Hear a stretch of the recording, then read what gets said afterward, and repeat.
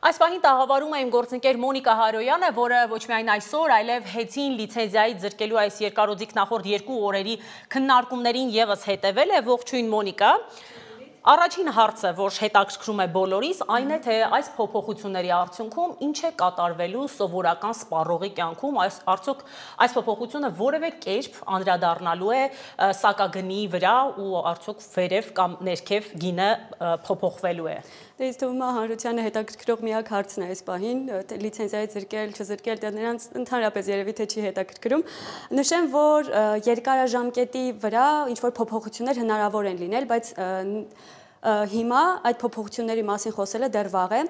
Երկարաժամկետում հնարավոր են այդ փոփոխությունները, քանի որ հիմնականում խոսվում է ֆինանսական եւ տնտեսական խնդիրների մասին,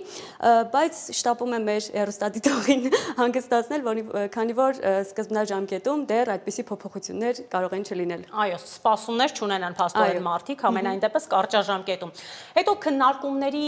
հիմնական թեման նաև այն է, թե արդյոք այս փոփոխությունը տնտեսական հիմք ունի, թե քաղաքական է։ Բնականաբար երկու կողմից էլ պնդումներ լսում ենք, բայց դու էլ ես թեմային շատ հետևում,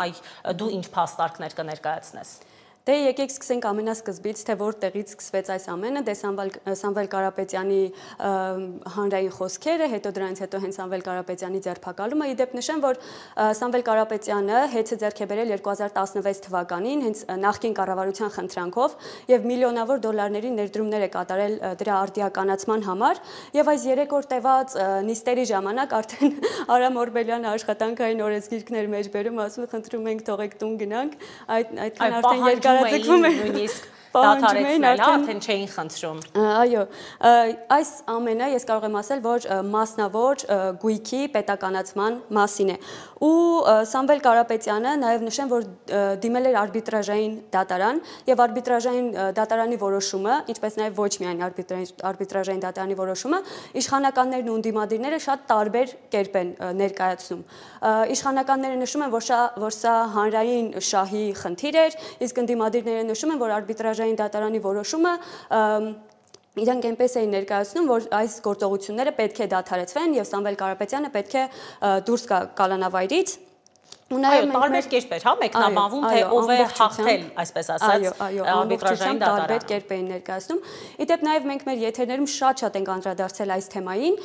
եւ այլ երկրներում նաև շատ նմանատիպ նախադեպեր են տեղի ունեցել ու դրա հիմնական վերջաբանը եղել է նա, որ պետականացրել են մասնավոր սեփականությունը եւ վաճառել են մեկ այլ սեփականին։ Սեփականատիրոջ, այո, կներեք,